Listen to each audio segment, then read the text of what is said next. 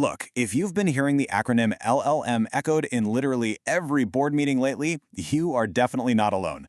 Let's dive right into this explainer, which is designed specifically to help C-suite directors cut through all the jargon and really grasp the strategic reality of large language models. Today, we're bypassing the hype to build a rock-solid understanding of how this AI actually works, and much more importantly, how it's going to impact your bottom line. We've built a pretty tight agenda to respect your time. We'll start with the generative AI paradigm, compare prediction to multi-purpose generation, walk through the actual training pipeline, tackle enterprise integration, and wrap up with the big cost strategy, build versus buy. All right, let's jump right into part one, the generative AI paradigm. So why does this actually matter to your operations? Well, just look at the numbers. Research shows that integrating an LLM as an office copilot drives massive time savings. We're talking anywhere from 27 to 74% across repetitive tasks. And it does this without compromising quality. Imagine accelerating your legal team's contract reviews or your finance team's quarterly reporting by those kinds of margins. That's not just a neat party trick. That is pure, undeniable operational leverage. To truly grasp this paradigm shift, we've got to separate the old AI from the new. The slide mentions drafting a data privacy roadmap, but to put it into another context, imagine your company is going through a massive, complex merger. Old predictive AI is essentially your email autocomplete. You type, "We need to integrate the," and it simply suggests the word Teams. Helpful, for sure. But generative AI, you give it a prompt like, "Draft a comprehensive 90-day integration strategy for merging our two corporate cultures, highlighting potential friction points in HR."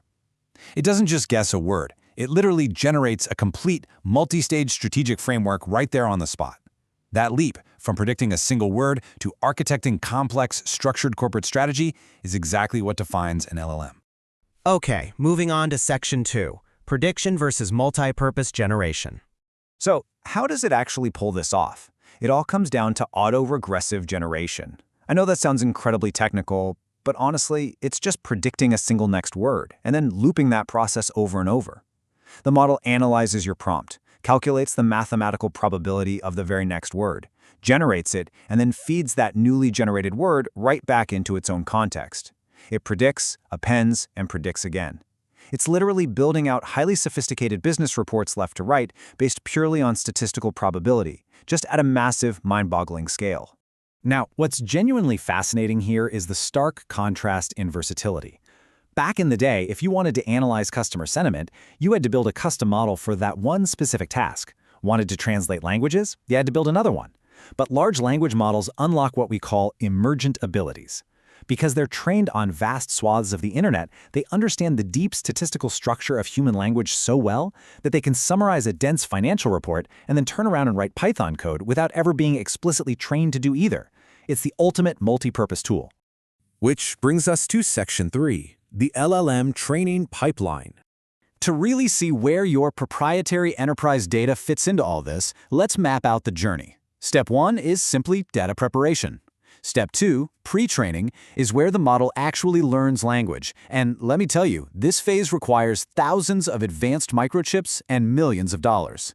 Step 3 is alignment, which is absolutely crucial for teaching the model safety and preventing toxic outputs. And finally, Step 4, downstream deployment or fine-tuning. For most organizations, this right here is where your budget is best spent. You bring in your secure internal data to teach the model to operate specifically for your unique business context and competitive advantage. All right, part 4, enterprise integration and scalability. You know, the AI model itself is really just the brain. Your organization needs a nervous system to support it. Scaling this technology safely requires strict adherence to 3 main pillars. First is LLM ops, which we'll define in just a second. Second is infrastructure. These models are incredibly compute hungry. You absolutely need robust cloud environments optimized with highly specialized hardware. And third, interfaces. You've got to have secure APIs so this AI can talk to your existing CRM or internal communication tools without ever leaking your sensitive intellectual property out to the public internet. So let's talk about LMOs. For C-suite directors, adopting this is basically non-negotiable. Think of it as the rigorous operational standard for your AI. It merges traditional software development management with the incredibly complex challenges of scaling massive datasets and compute resources safely. Look, your model will eventually drift or it'll need an update when company policies change, right?